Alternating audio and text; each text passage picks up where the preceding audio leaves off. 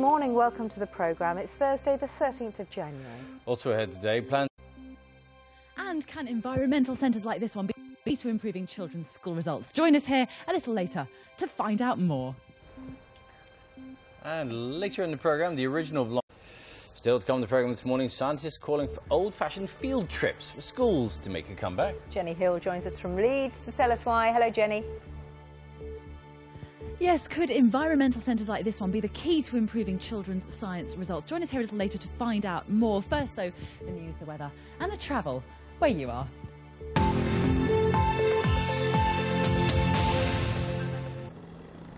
It used to be commonplace for school children to go on a field trip to a local museum or historical site, although we're remembering ours. All I can remember is going to a Borstal for mine. Oh, nice. These days, I went to the Lake District for mine to study corries and tarns. Well, they did let me back out. Okay. That's a good thing. These days, though, fewer teachers are willing to take pupils out of the classroom. Well, the Association for Science Education says that means young people aren't properly engaging with what they're studying. It's calling for old-fashioned school excursions to make a comeback. Jenny Hill joins us from Leeds to tell us more this morning. Morning, Jenny.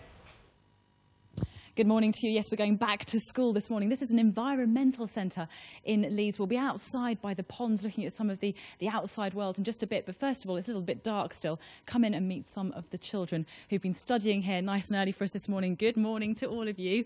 Now, Emily, what do you like most about this environmental centre? When I come to Skelton Grange, I mostly do wildlife club. Excellent. And Miles, tell me how old you are. I'm 9 years old. And what's your favourite animal? A snake. Snake, yes, we can see we've got Sam the snake here, haven't we, this morning? Yep, there we are. Say hello, Sam. Thank you very much. And Rebecca, how old are you and what's your favourite insects? We've been studying insects this morning, haven't we? I'm 9 and I love ladybirds. OK, well, listen, in a minute, the children are going to get ready now to go outside, but let's come and meet the lady who runs the centre.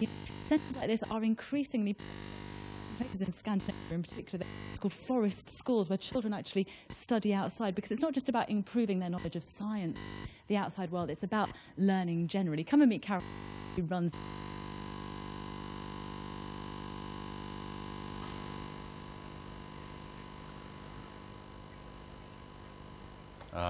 Sadly we lost it, so that's one field trip that hasn't gone very well for Jenny Hill this morning. No, we'll be back with Jenny a little bit later. Just as well, our microphone breakfast. Scientists are calling for old-fashioned field trips to start making a comeback. Jenny Hill joins us from Leeds to tell us why. Morning, Jenny. Yes, good morning. We'll be asking, can outdoor study centres like this one really improve a child's understanding of science and other education subjects? Join me here a little later to find out more. First, though, the news, the weather and the travel where you are.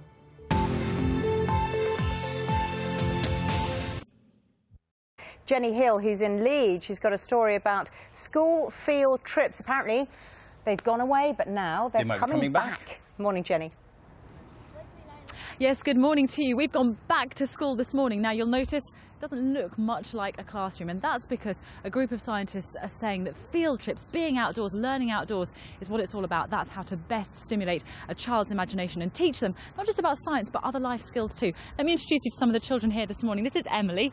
Emily, what do you like most about coming to this centre? I like going to wildlife club and bushcraft, and my favourite thing is probably pond dipping. And there's plenty of that going on here this morning. Thank you very much. We won't interrupt you doing that for much longer.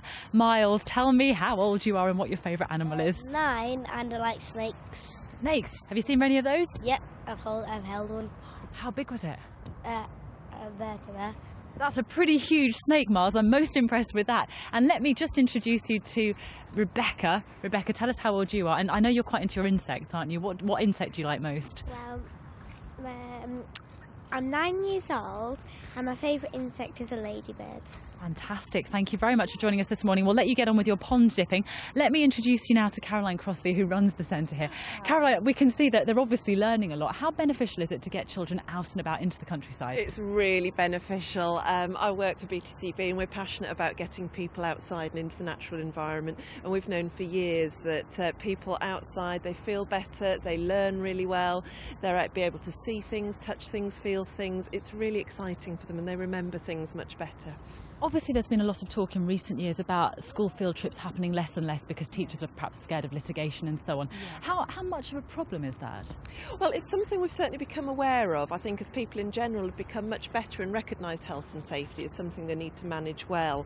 And I think good practitioners, good environmental education centres can support teachers with that.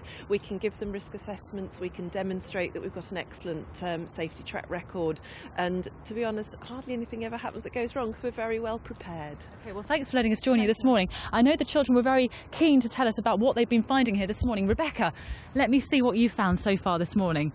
Well, in the bottom of the net there's a caddisfly which built its nest with leaves and twigs and does it with its own spit. Also, we found a water hog house, which is like a wood glass underwater. That's incredible. And a pond snail. Wow, well, it sounds like there's loads going on. Underwater. There's loads going on here this morning. Thank you all very much for joining us today. There you go. So we're back to school. Not a classroom, not a desk inside, but my goodness, these children seem to have learned plenty already today. It's a lovely way to learn, isn't it? Thank you very much, Jenny. Debbie.